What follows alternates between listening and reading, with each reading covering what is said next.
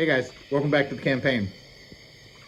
So, after we see the rope ladder get pushed out of the building and nobody did it, we're a little suspicious about that because we don't see any shadows, we don't see anyone up in there, but we're also at a lower angle.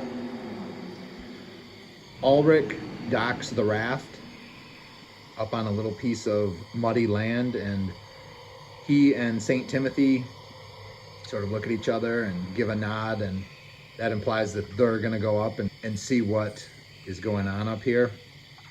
And Ulrich starts to climb the wooden rungs that are attached to the rope ladder.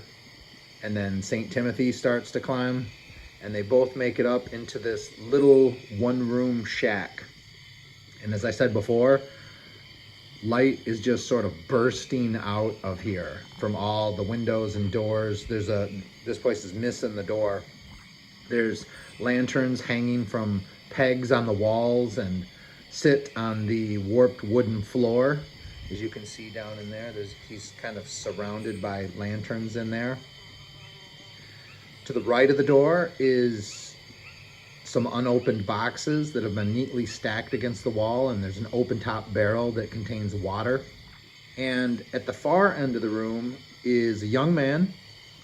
He sits within a circle of 5 burning lanterns, and he has just sort of blank eyes that are fixed in place, looking forward, almost through us. He's unusually thin and pale. He's got long blonde hair, which hangs down to his shoulders, and he looks just kind of tortured. Not physically tortured, but maybe mentally tortured. And what's weird is the clothes that he's wearing are completely fresh and clean. That does not seem right. He clutches a small book in his hand.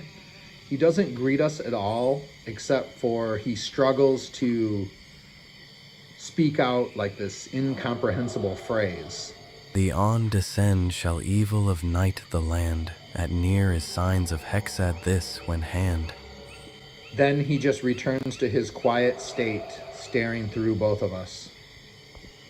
Right in front of St. Timothy are those boxes and that barrel of water, and he starts rummaging through them, and it all contains like fresh food. The water seems fresh and drinkable, so both of these two like grab a handful of food and water and just start munching on it while they're debating what to do here. You can hear a voice come from down below. It's Elena, and she sort of whisper yells up like, "Hey, is everything all right up there?" And St. Timothy pops his head through the door and looks down and tosses her a handful of food for her and Sigmund to start munching on. While St. Timothy is going through the crates, Ulrich steps forward and gets sort of real close to the young man. He doesn't move, and Ulrich slowly moves his hand down and grabs the book, and it's met with no resistance. After flipping through it, it looks like a book of children's poems. The very first page contains an inscription. It says, "To Luke, my beloved brother, signed Marcel." Ulrich tries to ask Luke about Marcel, and there's just no answer, no response. We summon Elena and Sigmund up into here, and it's a bit crowded, but this should be a decent place for us to sleep tonight. It seems rather safe. We even get Duke up here, maybe with a little bit of struggle. He's there in the middle, all snuggled up. But as we start to move the lanterns, Luke begins to breathe really hard, and one of the lanterns accidentally extinguishes. Luke stands up and starts slamming his head against the wall violently, and everyone just looks at each other super panicked. We're gonna do an intelligence check for Ulrich. He's got a 9 intelligence. He needs to get under.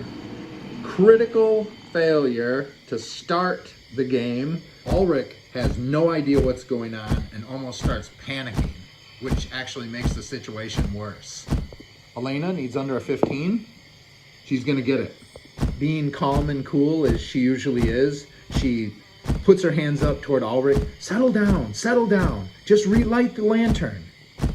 And Sigmund reaches down there and ignites the lantern, And Luke goes back to his knees, and everyone is just super relieved, like, wow. Luke has a trickle of blood flowing down his face from his forehead.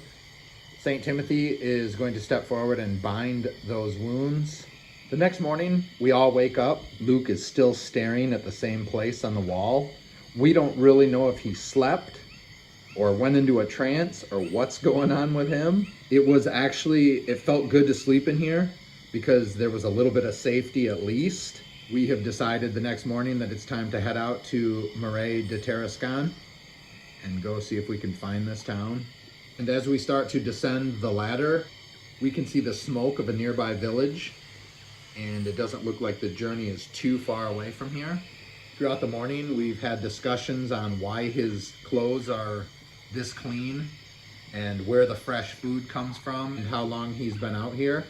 Even though it's morning, it still looks even darker outside, but it's like a daytime overcast look out there. And as we begin to make our way down to the raft, we're sort of surprised that Luke is starting to follow us. And Ulrich tells him he should probably stay here. He completely ignores Ulrich and continues to follow the group. Once we left the swamp and we start making our way toward Marais de Tarascon, those rolling black clouds that were up above start to get thicker and lightning starts to shoot across the sky, yet still there's no rain. It's like the storm is just like hanging over the swamp and this village as we approach it. Occasionally there's like a bolt of lightning that shoots toward the ground, or there's a clap of ominous thunder. When it finally breaks, this storm looks like it's going to be spectacular. We approach a group of people here. They look really worried, or like something is going on over here. This seems to be like some sort of funeral procession that's going on. They look over toward us, and then they look back at the preacher who's standing up on that little raised dais over there. And in the center of the group is a coffin that's wrapped in heavy chains. The priest's booming voice starts to echo throughout the area. Friends and family, we mourn the untimely death of Jeremiah Degree. Let us take comfort in the fact that he goes to a better place, and let us pray that his eternal rest is peaceful and without incident. Jeremiah, you will be missed, but you will not be welcome here again. Depart this plane and go to the next world with our blessing. A muffled bang causes a moment's pause. Everyone goes silent. The villagers flinch, but they quickly regain their composure, sort of looking around, looking over toward us to see if we noticed and heard the sound.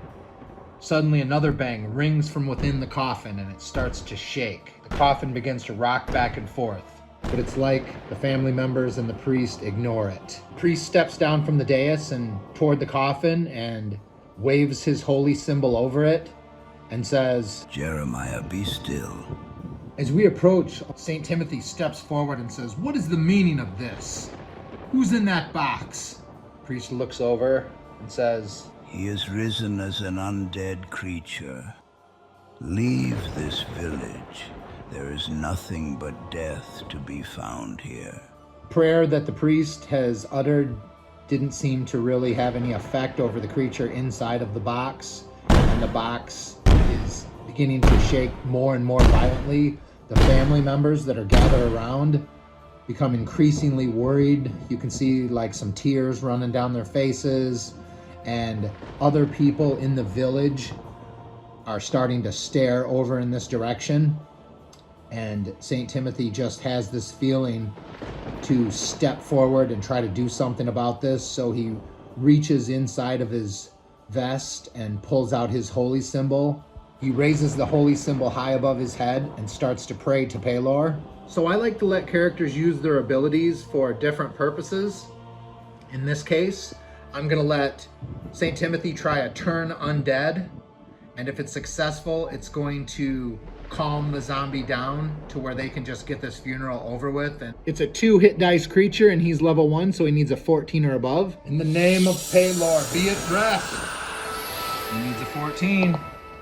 Yo, gets a 17. Suddenly, the coffin grows silent. And you can see all of the people just look over at St. Timothy with relief, and the tears clear up. And the priest looks over at Timothy and gives him a pat on the shoulder and says, "Nice work, brother." And Timothy is going to get a hero coin for that. This hero coin he can use to re-roll any roll. When St. Timothy turns around, he's a little surprised to see that Ulrich is a little bit choked up. And of course, Elena's crying. And the group is just like congratulating him, telling him nice job. And that was a beautiful thing that he just did, because his holy symbol lit up and sort of gave like a warm light to this entire area. And St. Timothy didn't even know that that happened. And they are all really impressed with St. Timothy. And they just kind of, there's hugs all around. And it's a beautiful thing to do something like what he just did. And so they lift up the coffin and start making their way up the hill toward the cemetery. We are going to head over here to the Full Moon Inn. Also, I'm giving St. Timothy 50 experience points for that. So the Full Moon Inn serves as a meeting place for the villagers, especially during like dark times. Everybody seems to be a little on edge with what was going on outside, and you hear chatter of people talking about mysterious things that have been happening, and Walking Dead, and all sorts of different rumors being spread about. This large common room's got, I don't know, half a dozen tables. Food's being served, from morning till night here, and you can rent room. Everybody's just sort of eating and drinking. And one of the barmaids back here introduces herself as Cathra. She comes and goes several times, and we all are we're having a decent evening. I mean, it's been a long time since we've sat down and had any ale or any good food. The drinks are really good, and everybody's finally having a little bit of laughter and just talking about our past adventures and what's went on. And Duke's over here laying by the fire. Cathra comes back and sparks up a conversation. Over a week ago, Francois, a local fellow, he fell dead right here in the common room. I was taking a break in the kitchen at the time, resting my weary feet near the back door. I remember, just before people started hollering in the common room, I got a whiff of some awful odor blowing in from outside. It was kind of like rotten meat. Not that we serve any here, mind you, but worse. Luckily, I've got quite a strong stomach. In fact, I was just about to go outside to find out what could be causing that odor when the screams began. Then I saw Francois being carted off to be buried. I'd lock your door while you're sleeping if I was you. Everybody in the village does now. And as she's talking, we hear somebody vomit back here. It's a really gross sound, obviously. And then we hear another from over here. And Cathra says, "Do you smell?" And is right in the middle of her sentence, she drops to the floor. Everybody's looking at each other, and we start to smell this intense odor of death. It's unlike anything that we've ever smelled before. And it's starting to permeate the area. Everyone is getting sick and puking and holding their sides and falling down from their tables. So everyone is going to need constitution checks. Start with Ulrich. He needs under a 13. He makes it. Elena needs under a 13 as well. She makes it. St. Timothy needs under a 13. I didn't realize everyone had 13 constitution. St. Timothy fails. Wait a minute. I think we're gonna use the hero coin because -3 to attack and -1 to damage is not good. Cashing in the hero coin. We need under 13. Yeah! All right, I don't have stats for Sigmund, so we're just gonna say 10 or under. All of his ability scores would maybe just be an average of 10. Okay, Sigmund's gonna fail. Roll a d6, gets a 3. -1 Constitution. Holy crap. Poor Sigmund has a 9 Constitution now. So Cathra's body begins violently shaking, and she rolls over onto her back, and then sits up. And at first, Ulrich is like, I guess she's okay. And then he can see like this black ichor dripping out of her mouth. And she immediately like rises up and tries to lash out at everybody. We have a zombie over here. We have a zombie over here. And we have Cathra, all as zombies. Here's the situation. If they can kill other NPCs in here, they too will rise as zombies. This isn't a surprise situation because we're watching it slowly unfold here, but it's gonna be initiative. All right, I'm the red die. We get it. So the zombies have 2 hit die each, so they can be pretty tough. All right, we'll start with that one back there by Ulrich, then we'll go to that one, and then we'll go to the one closest to me here. So the one by Ulrich, he's only got 8 hit points. That's awesome. Second one. Ooh, okay. Got 12. And the third one, he's got 4. Ulrich is gonna turn and go at that one. Has an AC of 8. That means you need a 12, but I have +2, so I need 10 or above. Oh, just missed. Perhaps Ulrich's a little startled as the zombie gets up and sort of lashes out at him, and he doesn't get a nice solid swing. Duke is gonna make his way around here. He's gonna try a dexterity check. He needs under 10. He gets it. Duke jumps up on the table, knocking everything off of it, and bites at the zombie. Duke needs a 12 or above. Oh! Oh, jeez. Hey, but that is the tough zombie. I need a couple more D4s out of the bag of holding. So usually I just do ×2 damage, but in this case, I want to roll all 4 of these. Let's do it. 8, 9, 10, 11, 12, 13 damage. Duke takes him out. Holy crap. Duke leaps off the table and just starts tearing the zombie to pieces. First with an arm, then with a leg. The primal wolf in him is coming out. That was freaking awesome. Elena can hear these people over here screaming right behind her, and she pulls out her brand new short sword +1 and moves over here and attacks the zombie. She usually needs a 12, but with the +1, she needs 11 or over. All right, she's gonna miss too. Sigmund is going to back up against the wall. This zombie over here rips its own arm off and tries to smash Ulrich over the head with it. It needs a 16. It's gonna miss. Blocks it with his shield. Ulrich lifts up his shield to block being attacked by an arm, but all the blood and nastiness splatters all over his shield. A little bit gets on his face. This zombie here has a choice. The villager or Elena, it doesn't know the difference. So it's gonna roll. Evens Elena, it's gonna be Elena. It kind of makes sense because she just took a swing at it with the sword. It needs a 15, miss. Are back to initiative here. All right, the zombies get to go again. Ulrich has just pulled his shield up, and as he drops it a little bit lower to catch a view of the zombie, in comes another swing of the arm, trying to bludgeon him. That's gonna be a miss. This one's trying to get a hold of Elena. It needs a 15. Awesome, gonna miss. Thanks, red die. Ulrich just keeps pulling his shield up to block the arm that's trying to batter him. He's gonna return with his sword. He has +2. All he needs is a 10 or over. He gets it. It's got 8 hit points. I have +2 to the damage. Come on, Ulrich.